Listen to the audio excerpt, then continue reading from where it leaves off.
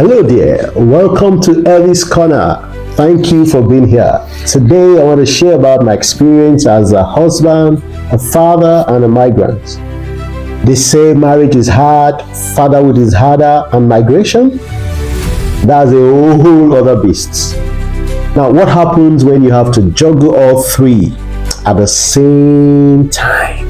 Yes, you juggle all three at the same time. The truth is, nobody prepares you for that triple threat. Yes, triple threat. You would find books on marriage, podcasts on parenting, and a million guides on migration. But nobody talks about what happens when all three slam into you at once. The stress of moving to a new country, it magnifies the crack in your marriage. The pressure of being a father with no family or friends nearby, it always feels like learning to swim in a tsunami. In this video, I will be sharing lessons I've learned in marriage as a husband, in parenting as a father, and as a migrant to Australia.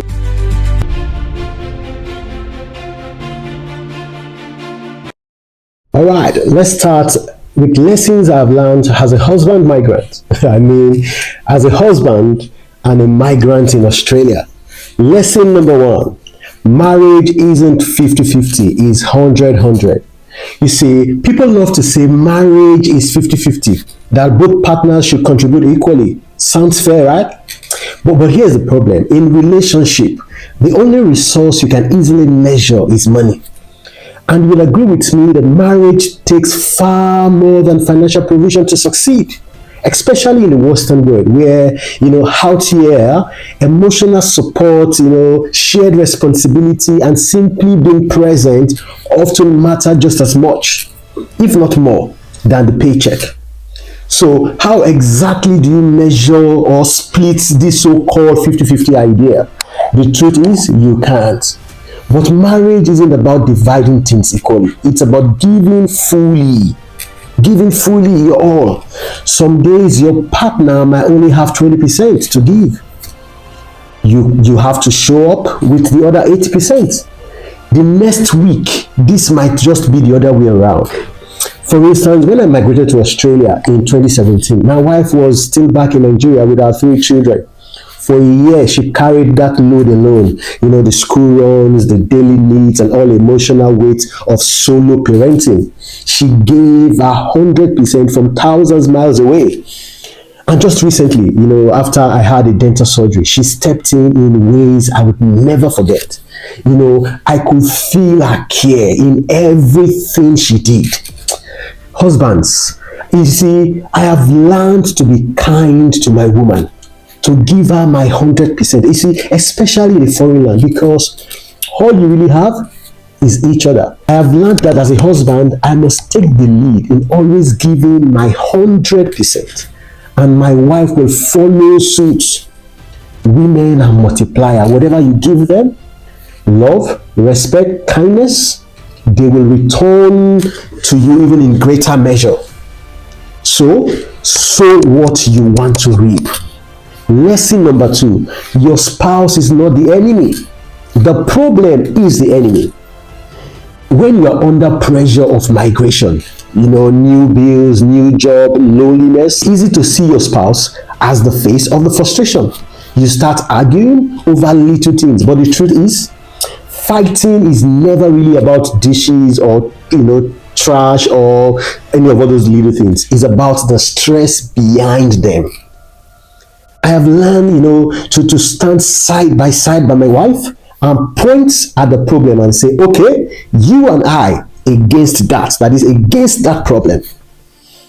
When we are trying to settle in, for instance, I made a conscious choice to carry my wife along in all things that I do, in all decisions. You see, most men, we want to solve problem alone.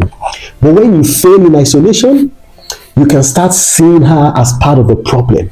You blame her for lack of support, even though you never discussed those problems with her in the first place. You didn't seek her help. See, for instance, if I feel something as simple as a form, complete an application, I always run it by my wife.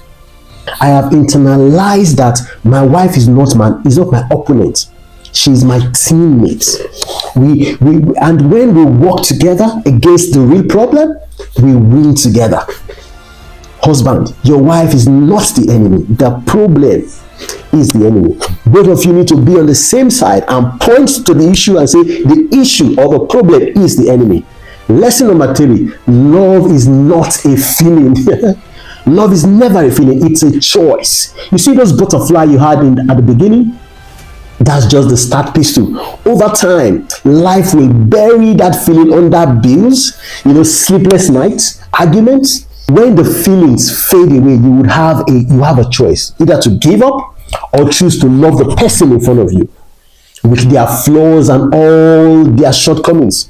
Real love is showing up daily, choosing kindness, choosing forgiveness, choosing to keep picking your partner, especially when it doesn't feel like it. For me, being a husband is a commitment, not just a title. So I intentionally, for instance, I read books, I listen to teachings on a daily. I work to be a better husband to my wife and a leader in my home. So, for instance, I have 2 daughters, and I often ask myself, would I want a man to treat my daughters the way I treat my wife? You see, questions like that will keep you accountable and make you always choose your wife over and over again. You see, when I migrated from Nigeria to Australia, I came alone at first. My wife and 3 children stayed behind. You see, those 16 months were the hardest part of my migration journey. I was building a new life, but my heart was still back home. When he finally joined me, we stopped together and faced every challenge head on. I learned something important. My spouse and my kids are not the enemy. The problem is the enemy. We are all on the same team. Now, being a father is like growing a second heart that happens to live outside your body. You see, when you're an immigrant father, that pressure is actually suffocating. It's a weight. You are learning a new country, a new culture, and a new way of life. And knowing your decision will shape your children's future like nothing else. So in the last 8 years, I've learned a few lessons as a migrating father. And if you say migrating father, or I say as a father and a migrant. And I'll quickly share these lessons with you. Lesson number 1, your presence is worth more than your provision. Yes, your presence is way more than your provision. You see, as men and especially as immigrants, the pressure to provide is massive. Your work hours, because you think that is what a good father does. But here's the hard truth I have learned. My kids don't need a perfect provider nearly as much as they need a present father. They need me on the floor playing with them. They need me to take them to parks, to the pool, not just once in a while, but as regular as possible. If it were up to, of course, if it were up to the girls or my kids, they would want you to do it on a daily. I observe my children prefer me to work from home, even if I don't engage. But that idea that dad is home, I think it gives them that feeling. But you see, I know the pressure. I know the pressure to make money is real. I know that pressure. I know that feeling. But how much is enough? How much is enough? You have to create memories intentionally with them now. Because memories, if you don't create them now, money can't buy them in the future. I read a book many years ago that talks about relationship and rules. And what the book was saying is that when you have relationship, it is easy for people to follow you. That lesson stuck with me. And what it's trying to say is that, it says connections build willingness. For example, my kids love it that I attend their school events, sporting events. One time I was running late for my youngest daughter event at school. But when I finally show up, you could see her face lit up with joy and happiness. Same things, when I follow them to their sporting events. Although, of course, I'm shouting on the sidelines, but my words and presence is something that really they enjoy, and you can see that they appreciate and they actually express it. The truth is, you may lose some cash when you create that kind of time I'm talking about. But I'm happy to trade a little cash for those moments. It's why I have sought jobs, for instance, jobs that are flexible for me so that I can create time, because I know that my presence in their life at this young age matters. Because I've realized that many of us are so busy. We are building wealth here and back home. but we have to make a balance. Kids need you more than they need your presence. They value your presence more than those presents, that is, those gifts. Lesson number 2, you have to parent the child you have, not the one you imagine. Yes, you have to parent the child that God has blessed you with, not the one you have imagined in your brain. Before you have kids, you have created this perfect picture in your head. Maybe they would love sport like you do. Maybe they will be a little genius. Maybe they will share all your hobbies. Then they arrive. They are completely unique human beings with their own passion, their own talent, and sometimes zero interest in the things that you dreamt about. Right? That can be frustrating. Job isn't to force them into your mold. It's to create a safe space for them to become who they are, who God has designed them to be. Now, this doesn't mean you let them do whatever they want. Of course, in the world today, we are quick to say kids can do whatever they want, whatever, let them follow their heart. That's fine, but many children still need that gentle push to bring out the best in them. For example, I once encouraged my daughter to take piano lessons. She picked it up well. She was really good at it, but eventually she told me, Daddy, I don't want to continue. You know what I did? I let it go. And later, she's now found basketball. And now I don't even have to remind her about trainings. She's driven because she loves it. You see, the key is knowing the difference between living your dream through them and supporting their own dream. For instance, my 3 children, they all have different strengths. My role is to help each of them thrive in their lane. Please remember, father the child God gave you, not the one you imagine. You may not win all the awards or get all the gold medals, but if you can spend time with them and find their strength and nurture it, you have done a good job, or you've done your job. Number 3, adapt your parenting and keep your values. Adapt your parenting style and keep your values. What do I mean? When I moved from Nigeria to Australia, I quickly realized, the way I was raised and the way I plan to raise my kids didn't fully work here. Back home, certain discipline methods were normal, even expected. Here, they can be frowned upon or even misunderstood. And at first, I felt, how do I go about my parenting? How do I parent effectively in a kind of environment? I soon learned something powerful. I didn't have to throw away my values. I just have to deliver them in a way my kids will receive them and in a way the culture here could accept. For example, in Nigeria, respect for elders was enforced directly, sometimes loudly. In Australia, I found my kids respond better when I explain why respect matters and when I model it myself. Same with responsibility. Back home, chores were automatic. Here, I frame them as teamwork. We are a family and we all help each other. That language works. My eldest child does dishes, for instance, 4 days in a week. The second will do it for 2, and the last will do it for 1 day. We are pushing that same spirit. And here is a golden tool I also discovered: the dinner table, where no TV, no phone, just food.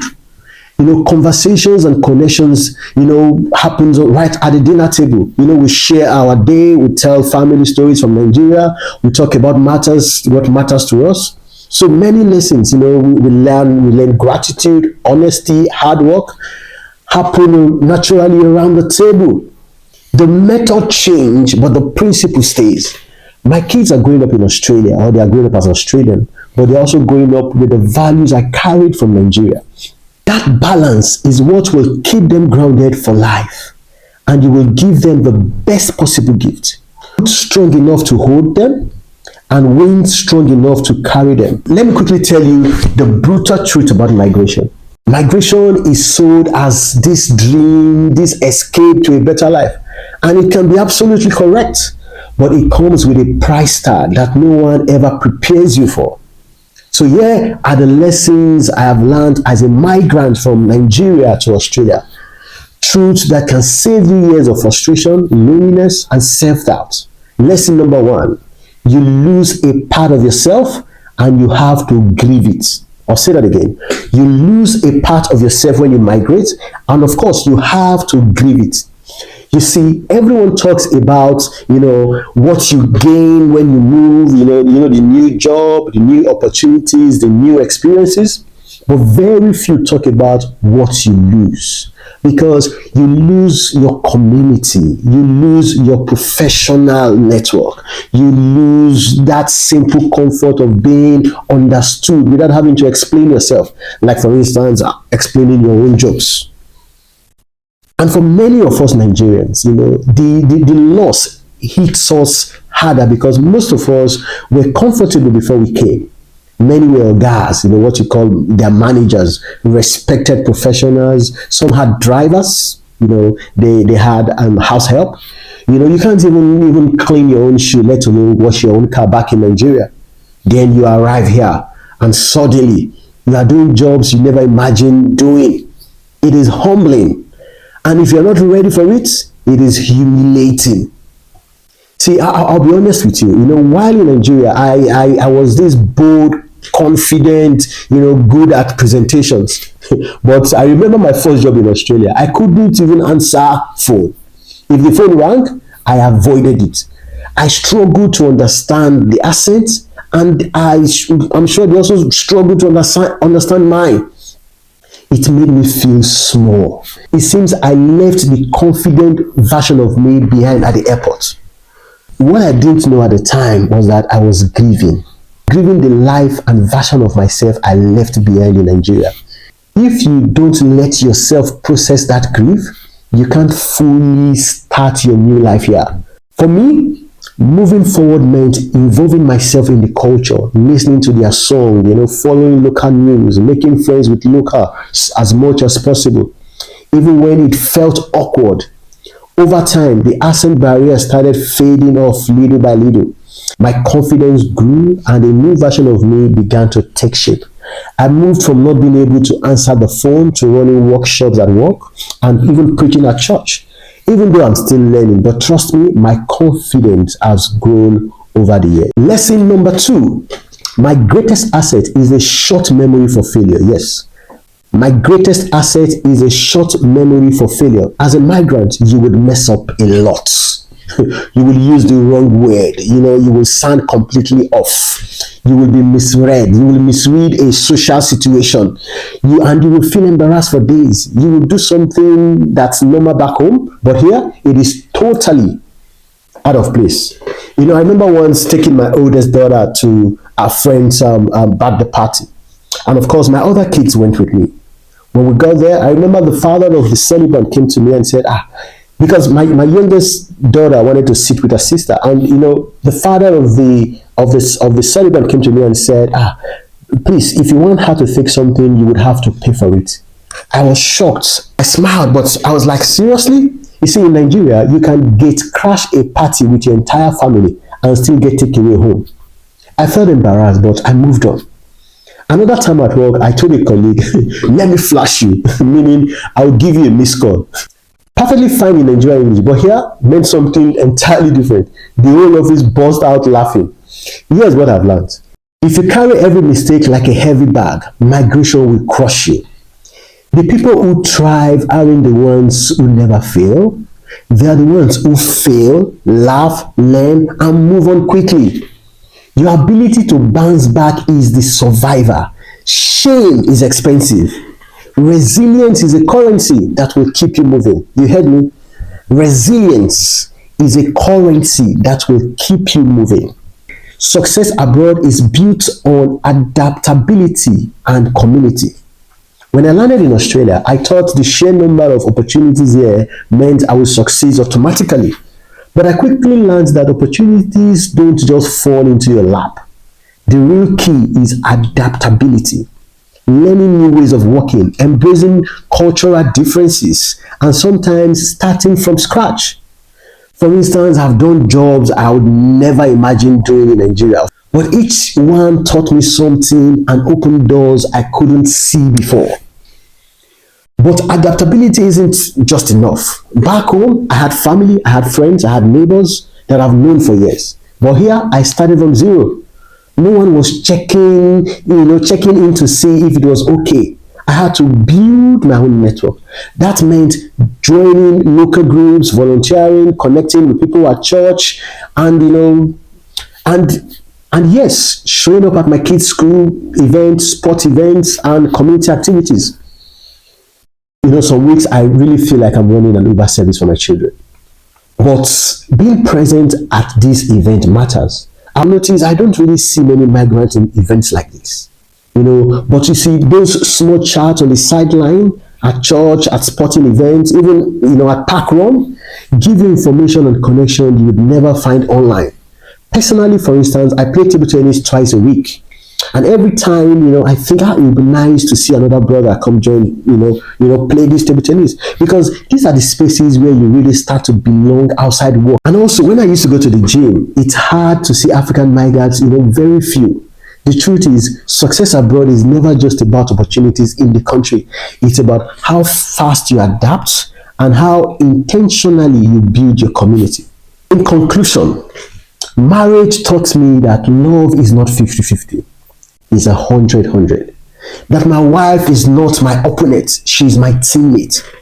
That love is a daily choice, not just a feeling. Fatherhood taught me that my presence is worth far more than my provision. That my role is to raise the children I have been given, not the ones I imagine. And that I can adapt my parenting without losing the values I hold dear. Migration taught me that you will lose a part of yourself and you have to grieve it. That you need a short memory for failure and a long memory for lessons. And success abroad is not guaranteed by opportunity, but built on adaptability and community. If there's one thing I want you to remember from this story, it's this. In life, whether you're building a marriage, raising children, or starting over in a new country, the greatest currency you have is relationship. Money will fade, opportunities will come and go, but the relationship you nurture with your spouse, with your children, with your community will be the anchor that keeps you steady when storm comes. So choose to show up. Choose to give your 100%. And when the challenges feel overwhelming, remember, you are not in this alone. You have your team right beside you. Thank you for listening. Please click on the subscribe button. God bless you and see you at the top.